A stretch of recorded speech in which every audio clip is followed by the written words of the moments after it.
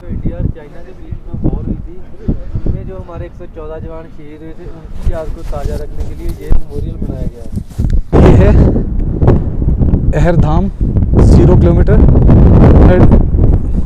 Lieutenant colonel V Singh, commanding officer of 13 Kumaon and son of Ringzin Marthya, havildar Mangeram, havildar Ajit Singh and Naik Satish Kumar. 13 Kumaon की Charlie company के वीर योद्धाओं को इसी स्थान पर तत्कालीन brigade commander TN Raina MV Singh द्वारा अंतिम विदाई दी गई।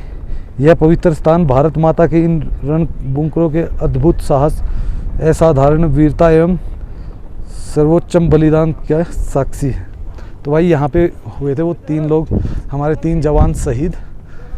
लोग कहना था उनकी वो है, वो जवान थे हमारे देश के जिन्होंने अपनी जान कुर्बान की, और आगे भी दिखा के लाते हैं कुछ है, बट एग्जैक्टली हमें भी नहीं पता क्या है। बट हाँ, सबसे ऊपर हमारा इंडियन फ्लैग है, नीचे इंडियन आर्मी फ्लैग है, और उसके बाद अलग अलग यूनिट्स के फ्लैग है वहाँ पे। तो हो सकता है वो कौन कौन सी यूनिट के लोग थे उनके हिसाब से उन फ्लैग्स को मार्क किया गया है। बट सबसे ऊपर हमारा तिरंगा, तो सलूट है हमारे तिरंगे को। और हम चले गए अब आगे की ओर, और अभी देखते हैं क्या है इसके अंदर। तो ये देखिए, ये उन सब के शायद नाम लिखे हुए हैं। सबसे ऊपर है मेजर शैतान सिंह और JEM Surjaram, CHM Harphool Singh, JEM Hariram, और बाकी नायक, लेस नायक और सभी के नाम भाई इसमें अंकित है। और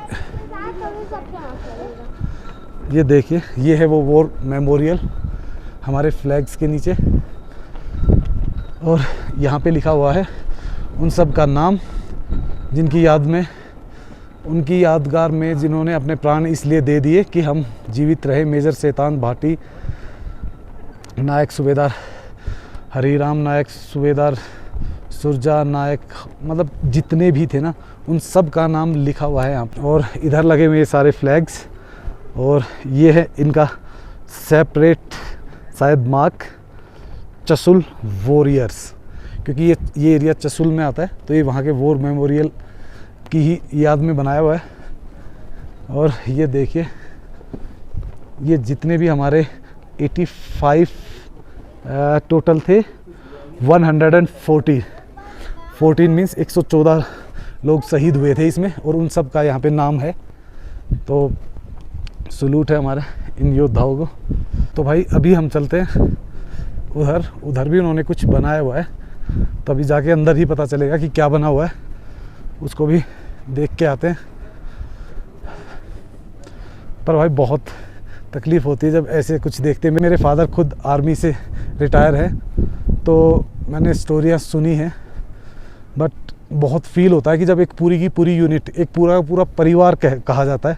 यहाँ तो सिर्फ एक कंपनी थी, बट पूरी की पूरी बटालियंस यूनिट से काफ़ी सारे ऐसे वो सुने हैं हमने जिसमें वो शहीद हो गए। तो भाई बहुत हिम्मत चाहिए उन लोगों के को देखो, वो लोग है ना अपना सब कुछ छोड़ के हमारे लिए लड़ते हैं, तो हमेशा उनकी रिस्पेक्ट भी करें और जो हमसे बनता है वो हमें उनके लिए करना चाहिए। तो ये देखिए, ये है गैलरी, आपको गैलरी भी दिखाते हैं अंदर।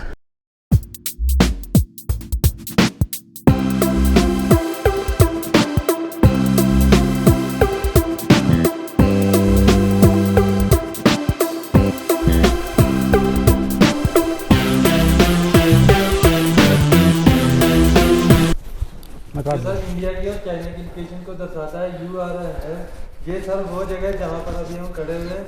जो ब्लू वाली नेम प्लेट्स है ये सभी इंडिया की लोकेशन है, और जो ये रेड वाली है ये सभी चाइना की लोकेशन है, और जो ये ग्रीन वाली है ये इधर जो पहाड़ों के बीच से रास्ते निकलते हैं उनको इधर लापास बोलते हैं, ये उनको दर्शाती है। और जो स्काई ब्लू वाली है वो लेक्स, नदियों और नालों को दर्शाती है। और सर जो ये त्रिशूल हाइट है ये चाइना की सबसे हाइट वाली पहाड़ी है, और इंडिया की सबसे हाइट वाली पहाड़ी है जो पीछे त्रिशूल हाइट है ना, वो है अभी दिख नहीं रही है, वो सामने है सर, जो वो हमारी इंडिया की सबसे हाइट वाली पहाड़ी है। और इस साइड मॉडल में 3 बड़े रेंज है, एक पैंगोंग रेंज है, और एक ये क्लास रेंज है, और एक ये साथ में जा रहा है ये लद्दाख रेंज है। और सर जो अभी हमारी LAC है वो है 5167 और हेलमेट टॉप के बीच से निकलकर बम्प और ब्लैक टॉप के बीच से निकलकर इसके ऊपर आती है, और जेब्रा हिल, मगर हिल इसके बीच से निकलकर मुखबरी टॉप और बांग्ला के बीच से आगे लास्ट जाती है 6190 तक। जो भी हमारी LAC है ये 19 किलोमीटर है इधर से, इसके आगे इंटरनेशनल बॉर्डर शुरू होता है। ये सर मगर हिल ये सामने ये रहा, और इसके पीछे चाइना का जेब्रा हिल है जिसके ऊपर उनकी ऑब्जर्वेशन पोस्ट भी है चाइना की। और ये मुखबरी टॉप वो सामने नकीली टाइप चोटी है जो वो है मुखबरी टॉप ब्लैक कलर की चोटी जी सर, वो चाइना की है। और उसके राइट साइड जो नीचे स्पर उतर रहा है ये वो है जांगला, वो वॉर की एक्चुअल प्लेस है जहाँ पर वॉर हुई थी। 2012 में ये तस्वीर ली गई थी, और ये 2020 में। अगर इसको टच करें ये ब्लास्ट हो सकते, इसलिए ऐसे ही पड़े हुए हैं। वो मैम सामने जो ब्लैक कलर का रेंज है ना वो है पैंगोंग रेंज, और इसके बिल्कुल बीच में देखिए जिसके ऊपर स्नो पड़ी हुई है क्योंकि जो वो है ब्लैक टॉप, वो चाइना की है, और उसके लेफ्ट साइड ही थोड़ी सी उठी हुई है, और उसके नीचे एक स्पर उतर रहा है वो है बम्प, वो इंडिया का है, और जो स्पर उतर रहा है उसका नाम है गोरंग हिल। और सर गोरंग हिल के बिल्कुल डेड ग्राउंड में देखिए उधर से देखिएगा कोई शेल्टर से बने हुए घर जैसे। गोरंग हिल के बिल्कुल डेड ग्राउंड में देखिए वो अपने जो शेल्टर से बने हुए ना वो इंडिया और चाइना की BPM है जहाँ पर बॉर्डर पर्सनल मीटिंग होती है। जो जी तो ये वाला है वो, ये चाइना का है, और ये चाइना का है, और ये इंडिया का है जी। और ये सामने पहाड़ी का नाम है मगर हिल, और इसके साथ ये है मगर टॉप है, और जो ये रास्ता जा रहा है इसको चार्जिंग की एक्सेस बोलते हैं, और साथ में वो मुखबरी टॉप है वो चाइना की है, और की एक्चुअल प्लेस है, और आगे यहाँ से 25 किलोमीटर है तारापुर। तो ये हथियार थे जो यूज़ हुए थे, और Gorkha rifles, Kumaon, yes the MG regiment, the महान, और लैंचर, और सर्वत्र जाट रेजिमेंट, 2 जाट रेजिमेंट थी।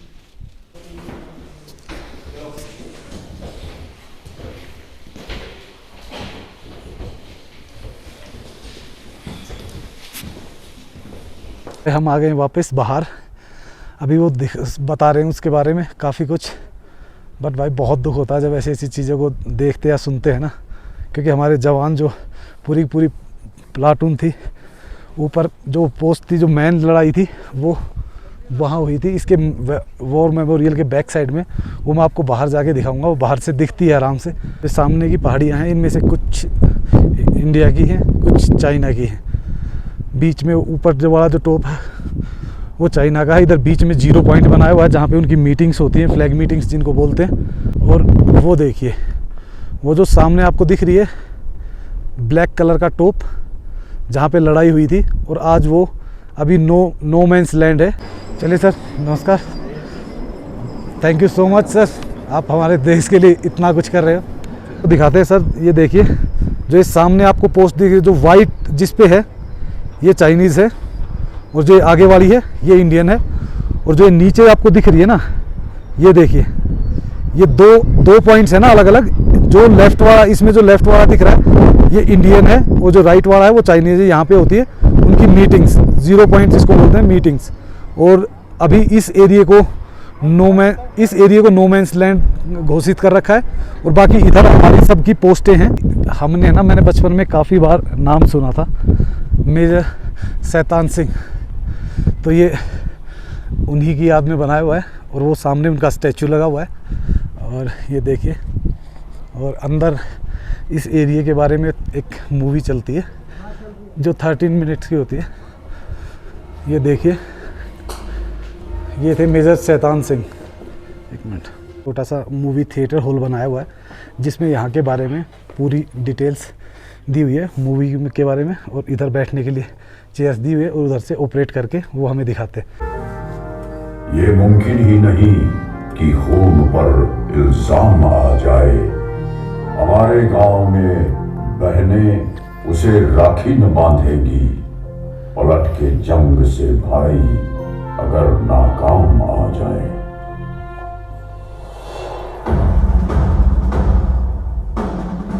मैं कैलाश पर्वत, और आज मैं आपको एक आंखों की कहानी सुनाऊंगा। उस पराक्रम की कहानी जो मानवीय शक्ति और सामर्थ्य से भरी, उस शौर्य की कहानी जिसे हमने आंखों से न देखा होता तो किंवदंती कहकर छुटरा दी। उस अदम्य साहस की कहानी जो घटते हुए तापमान के साथ और बढ़ा। उस युद्ध की कहानी जो भारत के रणबांकुरों में आखिरी गोली सांस तक था। ये कहानी है 1962 के भारत चीन युद्ध की। ये कहानी है रिजांगला की। हिंदी चीनी भाई भाई का नारा लगाकर हमारी पीठ में विश्वासघात का खंजर उतार देने वाला चीन आज भी रिजांगला की लड़ाई याद करके थर्रा उठ रहा है। बात तब की है जब हमारी आजादी को सिर्फ 15 वर्ष हुए थे। हम घुटनों से उठकर पैरों पर खड़े होने की कोशिश कर रहे थे। हमारे सैनिकों की छातियां साहस और संकल्प से भरी हुई थी, लेकिन हमारे हथियार घर अत्याधुनिक हथियारों से खाली थे। मित्रता की आड़ में छुपकर चीन ने हम पर आक्रमण कर दिया। जब तक हम उनकी नीयत भांप पाते, संभल पाते, वो हमारी सीमाओं में भीतर तक प्रवेश कर चुके थे। चीन की गिद्ध दृष्टि उस सेक्टर पर थी जो सामरिक दृष्टि से जीतना उनके लिए बेहद जरूरी था, चुशुल। इसी के फलस्वरूप जम्मू कश्मीर के बारामूला में स्थित 13 कमांड को चुशुल सेक्टर में डिफेंसेस इख्तियार करने का हुक्म दिया गया। 2 अक्टूबर 1962 को कमान अधिकारी लेफ्टिनेंट कर्नल H.S. ढींगरा की अगुवाई में 13 कमाओं ने ले पहुंचकर 114 इन्फेंट्री ब्रिगेड में रिपोर्ट किया। 13 अक्टूबर 1962 को बटालियन चुशुल एयरफील्ड की सुरक्षा के लिए रवाना हुई तथा 24 अक्टूबर 1962 तक पूरी बटालियन चुशुल में एकत्रित हो गई। यहीं चुशुल की घाटियों में समुद्र तट से 16,440 फीट की ऊंचाई पर स्थित है रिजांगला। रिजांगला दक्षिण पूर्वी दिशा में एक प्रहरी की तरह खड़ा है और चुशुल घाटी को दिन रात सुरक्षा प्रदान कर रहा है। रिजांगला पर डिफेंस इख्तियार करने की जिम्मेदारी मेरे उस पराक्रमी बेटे को सौंपी गई जिसे राजस्थान की वीर भूमि ने महाराणा प्रताप और बप्पा रावल की कहानियां सुनाकर पाला था, मेजर शैतान सिंह। दुश्मन किसी भी वक्त रिजांगला पर आक्रमण कर सकता था। उल्टी गिनती शुरू हो चुकी थी। एक एक पल हार और जीत का अंतर सिमटता जा रहा था। मेजर शैतान सिंह ने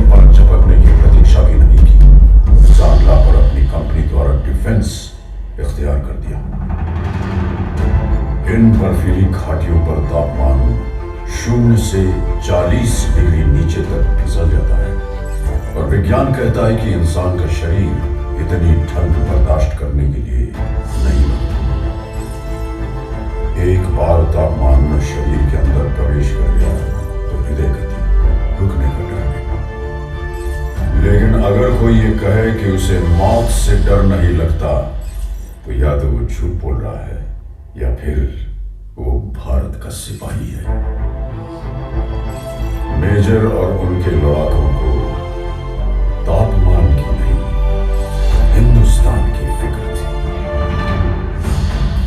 18 नवंबर 1962 प्रातः 4 बजे नायक हुकुमचंद के नेतृत्व में नंबर 8 प्लेटून के एक पेट्रोल ने भारी संख्या में दुश्मन को अपनी प्लेटून की तरफ बढ़ते देखा। उन्होंने तुरंत प्री लाइट फायर और लाइट मशीन गन के बर्स्ट से सबको अलर्ट किया, जिसके फलस्वरूप पूरी कंपनी स्टैंड में आ गई। मेजर शैतान सिंह ने सभी प्लेटून कमांडरों को हुक्म दिया कि वो अपने अपने इलाके के आगे पेट्रोल भेजें ताकि दुश्मन के बारे में अधिक से अधिक जानकारी हासिल की जा सके। जिसके बाद तमाम पेट्रोल्स ने भारी संख्या में चीनी सैनिकों के मौजूद होने की पुष्टि की। सवेरे 5 बजे दुश्मन ने हमारी नंबर 7 और नंबर 8 प्लेटून पर सामने से हमला बोल दिया। दुश्मन का आक्रमण बहुत भारी था, लेकिन हमारी वीरता को हल्का समझने की गलती चीनी कर चुके थे। हमने अपनी लाइट मशीन गन और मोटर्स का मुंह खोल दिया और देखते ही देखते लाशों की ढेर लगा दिए। ज्यादातर चीनी मारे गए और जो बच गए वो जान बचाकर पीछे भागे। सामने से आक्रमण विफल होने के पश्चात दुश्मन ने दूर से गोलीबारी शुरू कर दी। जमादार हरिराम के नेतृत्व में हमने इस गोलीबारी का डट के मुकाबला किया, लेकिन वो गिनती में बहुत ज्यादा थे और हम बहुत कम। चीन की सेना ने इस इलाके पर कब्जा कर लिया और हमारे वीर सिपाही संगीनों पर सर रख के हमेशा के लिए सो गए। तभी उत्तरी छोर से नंबर 7 प्लेटून पर भी दुश्मन ने हमला बोल दिया। जमादार सुरजा ने 3 इंच मोटर सेक्शन को आगे बढ़ते दुश्मन को निशाना बनाने का हुक्म दिया। मोटर सेक्शन ने कारगर फायर डालते हुए दुश्मन को भारी नुकसान पहुंचाया। दुश्मन ने अतिरिक्त जवानों और मीडियम मशीन गन के साथ फिर से हमला किया। इस बार लड़ाई सिर्फ बंदूकों और गोलियों से नहीं, हाथों से भी लड़ी गई। कुश्तीबाज लांस नायक सिंह राम यादव ने 10 चीनी सैनिकों को बालों से पकड़कर चट्टानों पे पटक पटक कर मार डाला। उनकी फौलादी भुजाओं से टकरा के चीनियों के हौसले चढ़क गए। इस प्लेटून के समस्त सैनिक अटल शौर्य के साथ लड़े और हंसते हंसते वीर गति को प्राप्त हुए। अब दुश्मन अपने आक्रमण का रुख प्लेटून नंबर 9 की ओर मोड़ चुका था। चीनियों ने भीषण गोलीबारी की और हमने एक एक गोली के जवाब में 10-10 छातियां आगे कर दी। मैंने अपनी आंखों से देखा मेजर शैतान सिंह का शौर्य। मैंने देखा उस जाबाज का जलाल, देखा कि कैसे उसके सीने से टकरा के संगीनों की धार मुड़ गई और कैसे उसकी ललकार सुन के चीनी आंखों की नींद उड़ गई। मेजर शैतान सिंह के बदन में चीन का लोहा घुसता रहा और वो दिलेर चीनियों की बुज़दिली पर हंसता रहा। बदन खून से लथपथ था, लेकिन आवाज में बिजलियां अब तक कड़क रही थी। मेजर शैतान सिंह ने अपने सिपाहियों को ललकारा, काट देना या कटना, पर सौगंध है तुम्हें भारत मां की, पीछे मत हटना। मेजर शैतान सिंह पूरी तरह घायल थे। उन्हें फौरन सुरक्षित ठिकाने की तरफ बढ़ने का आदेश दिया गया, लेकिन उन्होंने इनकार कर दिया। उन्होंने नायक रामचंद्र यादव और उनके साथ एक और जवान को बटालियन हेडक्वार्टर भेज दिया ताकि वो दुश्मन के आक्रमण की खबर पहुंचा सके। मेजर शैतान सिंह आखिरी गोली और आखिरी सांस तक लड़े। फिर भारत मां की जंग